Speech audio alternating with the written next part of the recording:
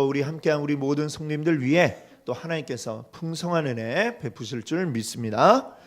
우리 옆에 분들과 다시 한번 인사 나눠볼까요? 활짝 웃으시면서 잘 되고 있습니다. 기대해야 됩니다. 잘 되고 있습니다. 기대해야 됩니다. 오늘 또 우리 하나님의 은혜 기대하시면서 또 큰 은혜 받으시기 바랍니다. 오늘 여러분과 함께 나눌 제목은요, 새 옷을 입자.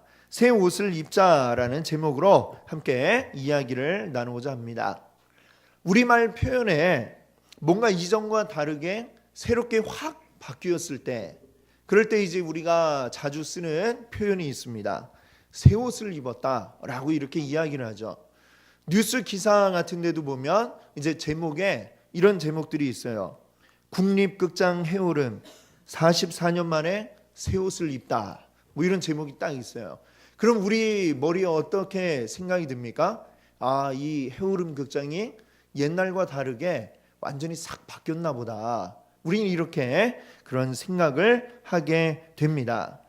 이렇게 뭔가 이전과 다르게 새롭게 바뀐 것, 그것을 우리가 새 옷을 입는다, 이런 표현을 쓰는 거죠.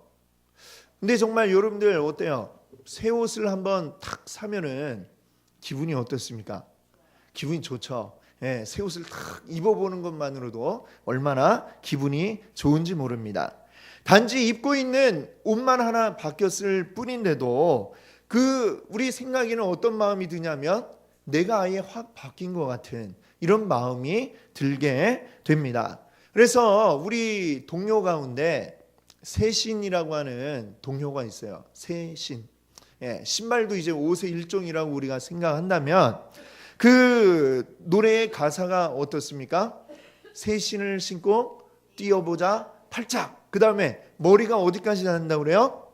머리가 하늘까지 닿겠네. 와, 아무리 높게 뛰어도 하늘까지 닿겠습니까만 새 신을 신었더니 이게 마음이 이거 뛰면은 하늘까지 닿을 것 같은 그런 마음이 드는 거죠. 우리가 새 옷을 입었을 때에도 나 자신이 완전히 새롭게 바뀐 것처럼, 새로운 나가 된 것처럼 우리가 생각을 하게 됩니다. 이게 바로 새 옷이 주는 새 마음, 새 효과다, 이렇게 이야기할 수 있겠습니다. 그래서 제가 지난주에 여러분께 말씀을 드릴 때에 어떤 말씀을 드렸느냐? 낡은 옷을 버려라 라고 여러분께 말씀을 드렸어요. 왜요? 낡은 옷을 버려야 새 옷을 입을 수 있기 때문에 그렇습니다. 또 이렇게 막 말씀드리면은 요새 돈도 없어 죽겠는데 왜 자꾸 새 옷 사라고 이러냐, 그런 분이 계실지도 모르겠습니다만, 마음의 부담감을 다 버리시고 여러분에게 이미 새 옷이 이미 주어졌어요. 우리가 다 새 옷을 가지고 있습니다. 어떤 새 옷이냐? 바로 예수 그리스도라고 하는 새 옷이 이미 우리에게 주어진 줄로 믿습니다. 아멘. 자, 오늘 본문은 지난주와 계속해서 이어지는 내용을 다루고 있습니다. 지난주에는 낡은 옷을 버려라 라고 했죠. 오늘은 그럼 뭔 얘기를 하겠어요? 새 옷을 입는 얘기를 하려고 그럽니다. 자, 지난주에 우리가 버려야 할 우리의 낡은 옷들에 대해서 세 가지로 말씀을 드렸습니다. 자, 그 낡은 옷을 버려야 되는데 왜 이 낡은 옷을 버려야 되느냐? 우리가 입고 있는 낡은 옷은 어떤 것들이냐? 17절 말씀에 뭐라고 했냐면요, 이방인같이 하지 말아라 라고 그랬습니다. 너희들은 이방인같이 하지 말고, 자, 이방인이 뭐예요? 본래는 유대인들이 자신들의 혈통이 아닌 다른 사람, 다른 민족들, 다른 혈통을 가진 사람들을 이방인이라고 불렀습니다만, 여기서 말하는 이방인은 어떤 혈통에 의한 그런 이방인을 말하는 것이 아닙니다. 아직 하나님을 모르고 예수 그리스도를 모르고 예수 그리스도가 나의 구원자라는 사실을 모르는 사람들, 그들을 통틀어서 이방인이라고 지금 여기서 부르고 있는 것이죠. 그래서 우리가 버려야 할 낡은 옷이란 결국 무엇이냐? 내가 예수 그리스도 안에서 새로워지지 못한 그 이전에 우리의 낡은 생각들, 우리의 이전의 예전의 모습들, 이것들을 버려라. 그게 바로 낡은 옷이다라고 이야기하는 겁니다. 그 낡은 옷을 입고 있는 삶의 방식이 어떠한지를 지난주에 이제 말씀드렸죠. 첫 번째는 뭡니까? 우리의 생각이 어둡다라는 거예요. 우리 생각이 어둡다. 여러분들 그 서울대학교 아시죠? 우리나라 최고의 대학교 서울대학교 이제 마크를 보면 꼭 무슨 샤 같이 이렇게 생겼는데 샤는 아니고, 근데 그 자세하게 보면 뭐라고 써 있냐면은 밑에 이제 알파벳으로 이제 베리타스 룩스메아 이런 글이 함께 써 있습니다. 근데 그게 뭐냐? 이 라틴어인데요. 진리는 나의 빛. 이런 말이 바로 이제 베리타스 룩스메아죠. 근데 그 진리라고 하는 것, 사실은 본래 이 말은 누가 했냐면은 중세 시대의 신학자가 했던 말입니다. 진리는 나의 빛. 이 진리는 그냥 세상 학문을 열심히 해서 갈고 닦아서 내가 알게 되는 그런 학문적인 진리를 이야기하는 게 아니라 바로 우리 이 세상 모든 만물의 그 근원되는 진리, 우리가 어디로부터 왔고 어디로 흘러가고 있는가, 나는 지금 누구고 나는 어디에 지금 있는가, 이것을 우리가 학문적으로 알 수 있는 게 아니라 공부 열심히 해서 알 수 있는 게 아니라 여호와 하나님을 알 때에 우리가 그 모든 것에 참된 해답을 얻을 수 있다는 것이죠. 그게 바로 우리가 알아야 될 진짜 참 진리이고, 그 진리가 우리 가운데 있을 때 빛이 있게 되는 겁니다. 그런데 그것을 모르는 상태, 아직 우리가 어떻게 해야 구원받게 되고 우리가 어떻게 해야 영원한 하나님 나라에 갈 수 있는가, 이걸 모르는 상태, 그것은 결국 뭐냐? 우리는 아직 어두운 상태에 있는 것이다 라고 하는 거죠.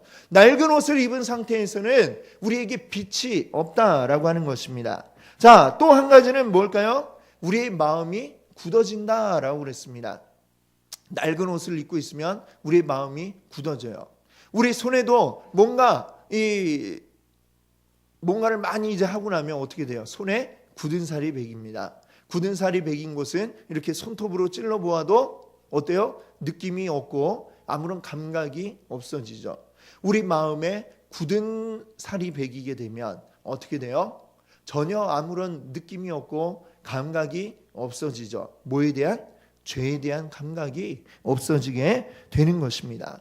무엇이 죄인지를 우리가 깨닫지 못하게 되고 어떻게 내가 살아가야 될지를 알지 못하게 되는 그러한 굳은 마음, 굳은 마음을 가진 자는 결국엔 세 번째 말씀드린 것은 뭐였냐면 자연스럽게 죄가 가득한 삶을 살게 됩니다.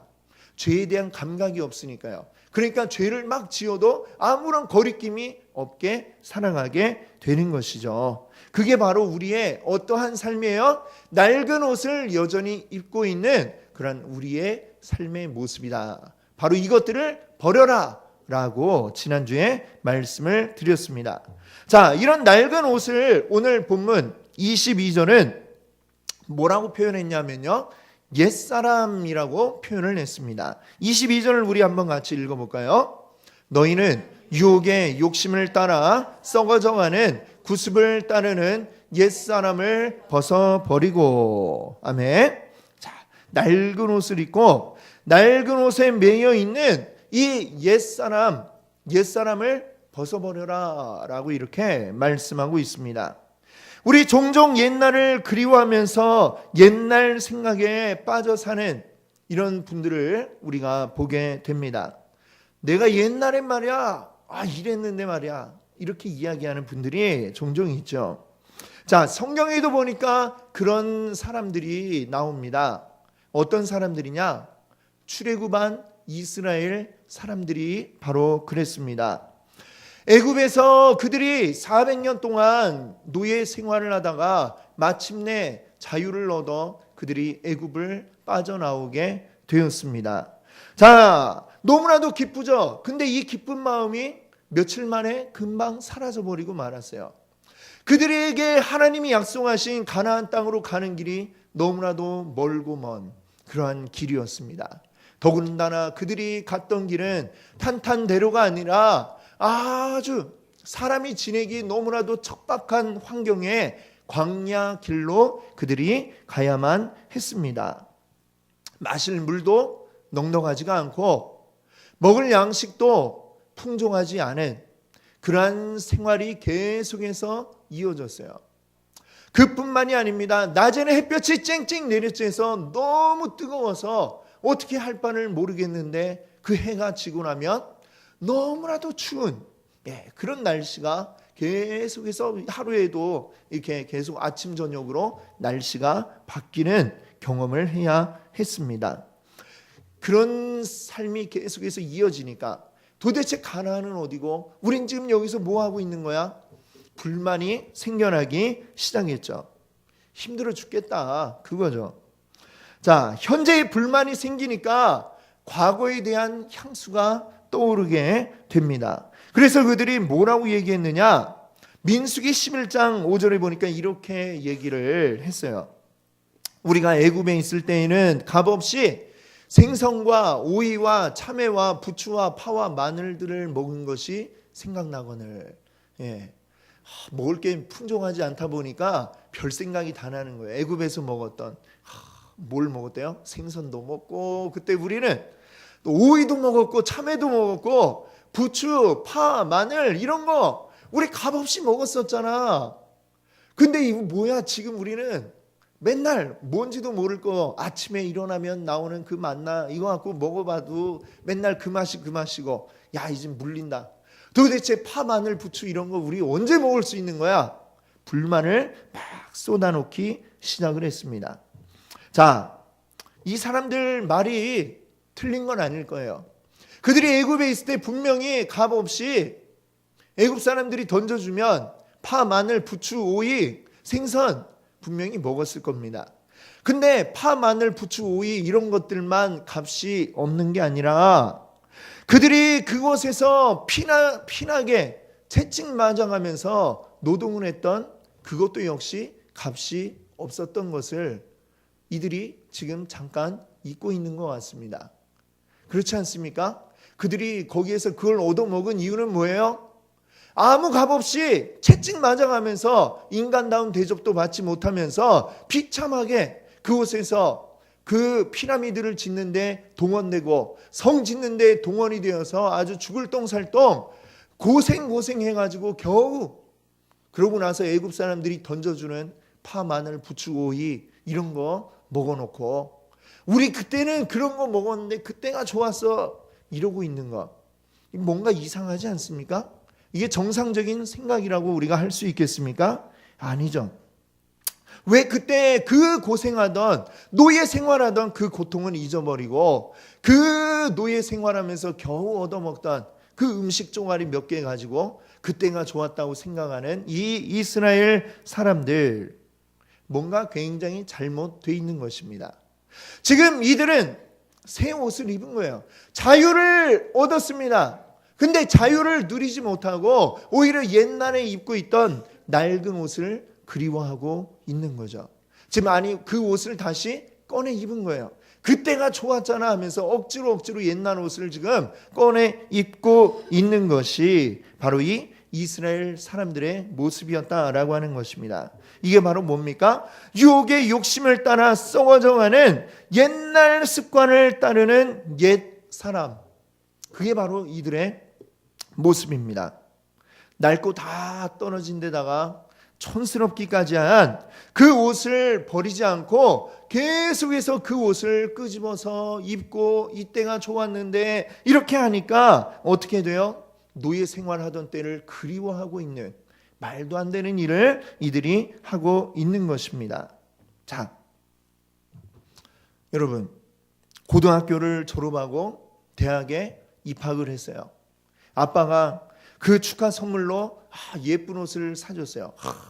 그동안 수고했다. 이 예쁜 옷 자 입어라 하고 탁 아빠가 선물을 해줬어요. 그런데 그 새 옷을 받고 와 좋다라고 말은 했는데 그 옷은 계속해서 옷장에 걸어놓고 그 무슨 옷을 입고 다니느냐? 고등학교 때 늘 입고 있었던 뭘 입고 있었을까요? 교복 말고 체육복. 체육복을 계속해서 입고 다닌다라고 생각을 해보십시오. 끝은 막 닳아가지고 너덜너덜하고 몇 군데는 찢어지기까지 하고 학교에서 또 뭐 먹다가 흘린 자국이 막 그대로 있는 그 체육복을 계속 입고 학교도 가고 그리고 미팅도 나가고 계속 그런다고 생각을 해보십시오. 이게 정상적인 모습일까요? 전혀 정상적이지가 않죠. 만약 계속 그러고 다닌다, 아마 그 학생은 그 대학에서 최고의 명물이 되어 있을 겁니다. 그 사람만 딱 나타나면 서로 수근수근하면서 야, 쟤야 쟤. 정상적이 아니니까요. 그렇게 되고 말 것입니다. 정상적인 사람이라면 어떻게 해야 돼요? 그 옛날에 입던 낡은 체육복 버려버리고 이제는 아빠가 사주신 새 옷을 입고 내가 다녀야 그래야 정상이다 라고 말할 수 있을 것입니다. 그래서 바울이 20절 말씀해 보니까 뭐라고 합니까? 오직 너희는 그리스도를 그같이 배우지 아니하였느니라. 앞에서 낡은 옷에 대해서 얘기했죠. 낡은 옷, 옛날에 마르고 닳도록 입고 다니던 이 낡은 체육복.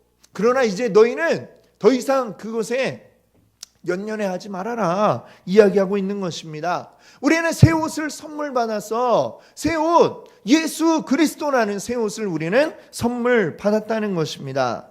바로 그 옷, 갈라디아 3장 27절 이렇게 말씀하고 있습니다. 누구든지 그리스도와 합하여 세례를 받는 자는 그리스도로 옷 입었느니라.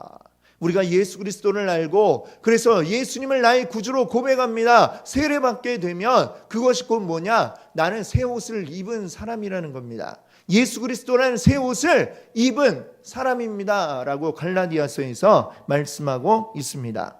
이 말씀처럼 에베소 교회 성도들도 역시 그리스도를 믿었잖아요. 그들도 역시 새 옷을 지금 선물 받은 상태입니다. 자, 그 다음에 나오는 21절.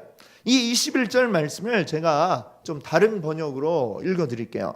새 번역 성경에 이렇게 나와 있습니다. 여러분이 예수 안에 있는 진리대로 그분에 관해서 듣고 또 그분 안에서 가르침을 받았으면 진리대로 우리 그분에 대해서 예수 그리스도에 대해서 우리가 듣고 그리고 예수 그리스도에 대해서 가르침을 받았으면 자, 우리가 정상적으로 이 새 옷을 입게 되었다면 어떻게 하게 된다는 얘기냐? 22절 이하와 같이 된다는 것이죠. 어떻게 해요? 22절에 보니까 옛사람은 벗어버리고 그리고 23절에 너희의 심령이 새롭게 되어 너희는 당연히 정상적으로 이게 모든 과정이 되었다면 당연히 옛날 옷은 벗어버릴 것이고 새 옷을 입어서 새롭게 될 것이다 라고 오늘 말씀이 이야기하고 있고요. 24절에 너희는 새 사람을 입게 된다 이 말씀을 하고 있습니다. 자, 새로 받은 이 새 옷 얼마나 이게 좋은 옷인지 얼마나 소중한 옷인지 얼마나 귀한 옷인지 알기 때문에 새 옷을 딱 보니까 이제는 옛날 옷은 아무 필요가 없게 된 거예요. 그래서 옛날 옷은 그냥 버리는 것입니다. 자, 그리고 새 옷을 갈아입는 그 과정에 대해서 23절이 얘기하는데요. 우리는 어떻게 되느냐? 우리의 심령이 새롭게 된다라고 말씀하고 있습니다. 여기서 심령이 새롭게 된다. 우리 심령이 뭘까요? 좀 말이 어려운 것 같아요. 다른 말로 조금 바꿔본다면 이것은 우리의 마음이 새롭게 된다. 이렇게 말을 바꿔볼 수가 있습니다. 우리가 새 옷으로 갈아입는 과정은 곧 뭐냐? 우리의 마음이 바뀌어지는 과정이다라고 말씀을 하고 있는 것입니다. 우리 사람에게 이 마음이 굉장히 중요합니다. 우리 마음이 중요한 이유는 사람이 마음이 움직이지 않으면 그 사람의 어떤 행동도 나타날 수가 없기 때문입니다. 반대로 마음이 움직이면 그 사람이 그것을 하게 돼 있습니다. 그래서 미국의 실용주의 철학자이며 또 유명한 심리학자인 윌리엄 제임스는 이렇게 말을 했습니다. 마음이 바뀌면 행동이 바뀌고 행동이 바뀌면 습관이 바뀌고 습관이 바뀌면 성격이 바뀌고 성격이 바뀌면 운명이 바뀐다. 이렇게 이야기를 했습니다. 물론 이 사람은 그냥 이제 인간적인 어떤 학문적인 이야기로 했겠습니다만 그러나 우리가 마음을 먹고 마음을 변화시켜 나간다는 게 얼마나 중요한지에 대해서 아주 잘 이야기하지 않습니까? 마음이 바뀌면 그게 결국에는 우리의 삶의 운명까지도 바꾸어 놓는다. 성경도 그렇게 이야기를 하고 있는 것입니다. 우리의 마음이 어떠한지는 그의 행동에 그대로 드러나게 됩니다. 마음이 내키지 않으면 뭘 하라 그랬는데 마음이 내키지 않으면 그냥 억지로 하는 것이 그냥 금방 눈에 티가 나게 됩니다. 억지로 하는 것은 어때요? 하다가 끝까지 하지도 않아요. 그냥 좀 하는 척 하다가 그만두게 될 것입니다. 그래서 우리가 뭔가를 하고자 한다면 우리 마음이 먼저 그것을 해야 되는 이유를 납득하고 그리고 그것을 해야 되겠다라는 결심을 해야만 되는 것이죠. 우리 가정에서 아이들에게 야 공부해라 백날 얘기해봐야 사실은 그 아이들 말로는 예 하죠. 들어와서 뭐 하고 있어요? 게임하고 친구들이랑 카톡하고 뭐 이런 거. 그 이유가 뭡니까? 공부해라 마음이 내가 왜 공부해야 되는지 모르겠는데 왜 자꾸 하라고 그러지? 그러니까 공부를 하기가 싫은 거예요. 내 마음이 깨달으면 내가 왜 공부를 해야 되느냐 이걸 깨달으면 그때부터는 공부를 하고 싶어지는 거죠. 예전에 그 책 가운데 어떤 서울대 입학한 분이 이런 책을 썼어요. 공부가 제일 쉬웠어요. 말도 안 되는 얘기죠. 그런데 이분이 그렇게 쓴 이유가 있어요. 이분이 서울대 입학을 했는데 30이 다 돼가지고 나이 30이 돼서 입학을 했습니다. 그 이전에 이런 일 저런 일 고등학교 졸업하고 그냥 세상 가운데서 사회에서 이런 일 저런 일 막 했어요. 막노동도 하고 그렇게 했는데 너무 힘든 거예요. 이 세상이 뭐 쉬운 게 없구나. 안 되겠다. 내가 다시 공부를 해가지고 제대로 된 직장에도 취직을 하고 열심히 그렇게 살아봐야 되겠다 하고 공부를 하기 시작을 했습니다.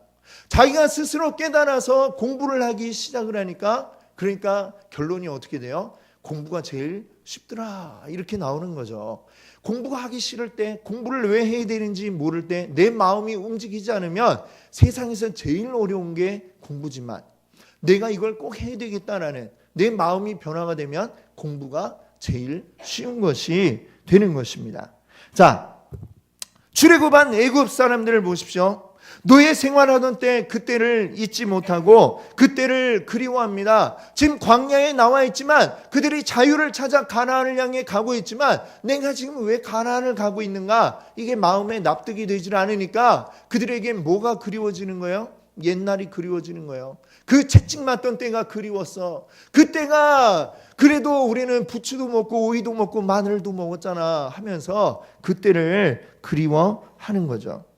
그러다가 결국엔 다 어떻게 됐습니까? 그 그리워하던 사람들 아무도 다 가나안 땅에 들어가지 못했습니다. 다 광야에서 이래저래 해서 다 죽고 말았습니다. 새 옷을 입는다는 것은 우리의 마음의 생각을 바꾸는 것입니다. 우리가 그리스도를 알지 못하던 때 가지고 있던 마음과 생각들 그것들을 다 버리고 이제는 그리스도인에 합당한 마음과 생각을 가져야만 하는 것입니다. 그리스도를 모르는 자들이 가진 마음과 생각 그게 어떤 것일까요? 다른 말로 하면 쉽게 얘기하면 내가 내 인생의 주인이라고 생각하는 것 이게 바로 그리스도를 알기 전에 모든 사람의 마음의 중심에 그 생각이 들어가 있습니다. 내가 주인이라고 생각하기 때문에 내 생각대로 살고 내 마음대로 살고 내 하고 싶은 것 하면서 살겠다라고 이야기를 합니다. 그러나 그것이 정말로 내가 나의 주인으로 사는 삶이었을까? 생각해 보면 그렇지 않다는 것을 우리는 알게 됩니다. 에베소서 2장 2절 말씀은 이렇게 우리에게 이야기합니다. 그때의 너희는 그때가 언제예요? 예수 그리스도를 알기 이전에 그때 너희는 어떠했는가? 그 가운데서 행하여 이 세상 풍조를 따르고 공중의 권세 잡은 자를 따랐으니 곧 지금 불순종의 아들들 가운데서 역사하는 영이라. 자, 내가 내 주인이라고 생각하고 내 마음대로 하면서 산다고 했지만 사실은 뭐예요? 내가 진짜 내 주인이 돼서 내 하고 싶은 걸 한 게 아니라 우리는 이 세상 풍조를 따르고 있었다라는 것입니다. 그렇죠? 내가 내 주인이니까 내 마음대로 살 거야. 근데 뭐가 필요해요? 돈이 필요해. 그러니까 돈 벌려고 그렇게 우리는 열심히 수고하고 애를 쓰잖아요. 결국 뭐예요? 내가 내 주인이 아니라 돈이 내 주인이 돼가지고 그것이 나를 움직이고 있는 것입니다. 내가 내 주인인 줄 알았는데 내 마음을 이 세상의 권세 잡은 세상의 악한 이 우리에게 죄를 심어주는 사탄 마귀가 우리를 움직이고 있더라라고 하는 것입니다. 나는 내가 주인인 줄 알았는데 내가 주인이 아니었던 것이죠. 그게 바로 우리가 예수 그리스도를 알기 이전에 우리의 삶의 모습입니다. 우리는 우리의 주인이 된 적이 한 번도 없었어요. 근데 우리는 착각을 하고 있던 것이죠. 이 세상에 아직도 많은 사람들이 자기가 자기 인생의 주인인 줄로 착각하면서 살아가고 있습니다. 이 출애굽했던 애굽에서 고생하던 이 이스라엘 백성들, 우리는 애굽에서 값없이 오이, 부추, 파, 마늘을 먹었었어라고 이렇게 이야기하면서 그때는 그것도 먹었잖아, 좋았잖아 얘기하지만 사실은 어땠어요? 애굽인들에게 채찍 맞으면서 중노동에 시달리고 있었던 그것과 너무나도 똑같습니다. 이 세상에 그리스도 없는 자들은 바로 그러한 모습으로 야 마늘이야 파야 기뻐하지만 사실은 뒤에서 일 빨리 하네 열심히 하네 채찍질 당하고 있는 그 애굽 안에 있었던 이스라엘 종된 모습과 하나도 다를 바가 없는 것입니다.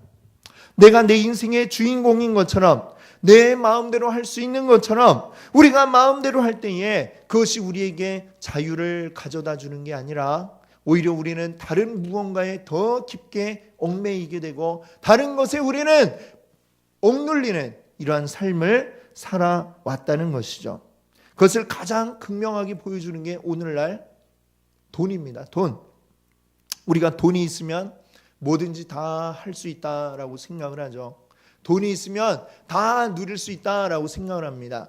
사실 뭐 정말 그런 것 같아요. 돈이 있으면 뭐든지 다 갖고 싶은 거 가질 수 있고 돈이 있으면 학교도 좋은 데 갈 수 있고 또 돈이 있으면 권력도 잡을 수 있을 것 같고 그렇게 생각을 하지 않습니까? 그것이 너무나도 극명하게 나타난 게 바로 오늘날 지금 우리 한국 사회에 일어나고 있는 그 모습이 아닙니까? 최순실 씨가 어떻게 했어요? 그 돈을 더 많이 벌어들이기 위해서 오래전부터 아버지 때부터 아주 치밀하게 준비를 해가지고 대통령을 만들기를 해왔어요. 한 사람의 마음을 다 사로잡고 그리고 그 뒤에서 조종하면서 온갖 돈과 이권에 다 개입을 해가지고 그가 그렇게 해왔습니다. 그리고 그 결과 어떻게 됐습니까? 온 나라가 흔들리고 모든 것이 지금 올 스톱되어 있는 이러한 아주 끔찍한 일들을 우리가 맞이하고 있습니다. 그리고 결국은 본인도 어떻게 됐어요? 본인도 다 이제는 감옥에 들어가 있게 되었고 그리고 돈으로 뭐 학위도 다 살 것처럼 아주 인류대학에 그 딸도 입학을 시켰지만 결국에는 입학도 취소되고 영구히 앞으로는 아무리 공부를 앞으로 열심히 해도 거기 학교에는 입학할 수 없게 그렇게 되어버리고 말았습니다. 자, 이런 것들이 무엇입니까? 돈 많이 가지고 있었는데 돈이 그들에게 정말로 모든 걸 다 주었습니까? 돈을 쫓아 추구하던 그들의 삶의 결국은 너무나도 비참하게 지금 바뀌어져 있는 것을 우리 눈으로 직접 보고 있지 않습니까? 이래도 돈이 우리에게 행복을 가져다 줄까요? 이래도 돈이 우리의 주인 되는 게 정말 행복한 일일까요? 그렇지 않다는 것을 우리는 너무나도 잘 알고 있습니다. 우리는 이제 그런 것들에게 우리의 마음의 주인 노릇을 하도록 우리 주인 자리를 내어주어서는 안 됩니다. 우리가 정말 참된 행복을 얻기 위해서는 누가 우리의 주인이 되어야 되느냐? 돈이 우리 주인이 되어서도 안 되고 내가 나의 마음의 주인이 되어서도 안 되고 오직 예수 그리스도 오직 주님이, 하나님이 우리의 주인이 되실 때에 우리는 가장 완전한 삶을 살아갈 수 있게 될 줄로 믿습니다. 하나님이 주인 되신다는 것은 이 세상 모든 만물을 만드신 그분이 우리의 주인이 되신다는 것입니다. 나를 나보다 더 잘 알고 있는 분이 나를 위해 일해 주신다는 것이고 나를 책임져 주신다는 것입니다. 하나님이 나를 책임져 주세요. 나보다 나를 더 잘 아세요. 내가 뭘 해야 될지 나도 모르는데 하나님은 어떻게 하는 게 나에게 가장 좋은 길인지 잘 알고 계세요. 그래서 하나님이 그 길로 우리를 인도해 가시는 것입니다. 우리가 이 땅 가운데 살아가면서 온전한 삶을 살아가고 정말 가장 완전한 인생의 그 목표를 이룰 수 있도록 하나님이 오늘도 지금 우리를 손을 꼭 붙잡고 한 걸음 한 걸음 걸음마하는 아이를 붙잡듯이 우리를 그렇게 붙잡아서 한 걸음 한 걸음 인도해 가고 계시다는 것을 여러분들 믿으시기 바랍니다. 그게 바로 우리의 새 옷을 입는 것입니다. 우리 여호와 하나님 앞에 모든 걸 맡기고 그분만이 우리의 주인이시고 그분의 말씀대로만 내가 살아가겠다 결심하고 우리의 마음을 그렇게 새롭게 해서 따라가는 것, 이게 바로 우리의 새 옷을 입는 것인 줄로 믿으시는 여러분 되시기를 바랍니다. 아멘. 우리에게 이 새 옷이 이미 주어져 있습니다. 이 새 옷을 이미 우리는 받았어요. 이제 그 새 옷을 가지고 어떻게 해야 될까요? 그것을 입고 다녀야죠. 장롱 속에만 있는 새 옷은 더 이상 새 옷이 아닙니다. 그건 우리에게 아무것도 아니에요. 내가 입고 있을 때 그게 새 옷이 되는 겁니다. 사람은 참 희한한 게 무슨 옷을 입고 있느냐에 따라서 사람 자체가 완전히 바뀌어 버립니다. 예비군들 우리 가끔 길 가다 보실 때 있잖아요. 막 총 메고 모자도 이렇게 삐딱하게 쓰고 그 예비군들의 항상 폼은 똑같습니다. 이렇게 딱 총을 한쪽에 헐렁하게 메고 어깨가 이렇게 나오고 이러고서 터벅터벅 이렇게 걸어가는 게 모든 예비군들의 동일한 자세예요. 예비군복을 입으면 어느 곳이든지 들어눕는 것을 꺼려하지 않습니다. 세상 어느 길바닥이라도 막 그대로 그냥 누워버려요. 자, 근데 그 사람이 옷을 딱 갈아입고 이렇게 양복을 딱 입습니다. 양복을 입으면 길바닥에서 아무데나 들어 누울까요? 절대 그러지 않죠. 무슨 옷을 입고 있느냐, 이게 그 사람을 결정합니다. 그 사람이 어떻게 행동해야 될지를 만들어 준다는 것이죠. 우리의 삶은 이제 우리가 어떤 옷을 입느냐에 따라 달라지게 될 것입니다. 우리에게 주어진 새 옷, 예수 그리스도를 입으십시오. 그리고 그 옷을 입고 그 옷에 합당한 삶을 여러분들 살아가시기 바랍니다. 우리의 삶이 온전히 예수 그리스도로 옷 입는 삶, 하나님을 우리의 주인으로 삼는 삶, 하나님의 말씀에 순종하는 삶, 이러한 삶을 살아가시는 여러분들 되시기 바랍니다. 아멘. 함께 기도하겠습니다.